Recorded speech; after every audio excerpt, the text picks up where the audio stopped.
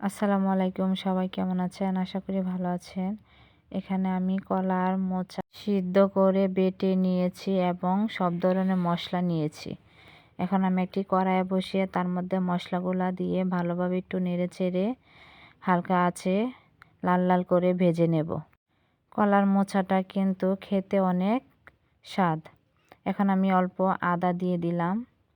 আদাটা ভালোভাবে পেঁয়াজ রসুনের সাথে মিশিয়ে দিলাম।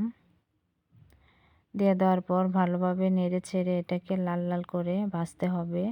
এখন আমি মশলাগুলো দিলাম। মশলাগুলো দেওয়ার পর এটাকেও ভালোভাবে ভেজে নিতে হবে।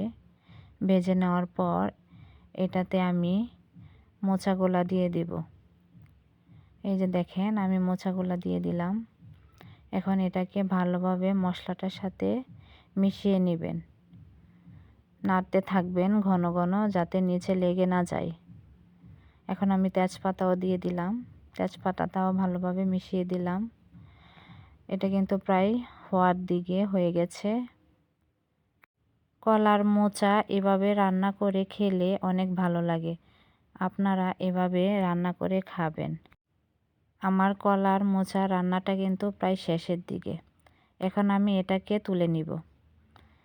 আমার রান্নাটা যদি ভালো হয়ে থাকে তাহলে সাবস্ক্রাইব করে দিবেন।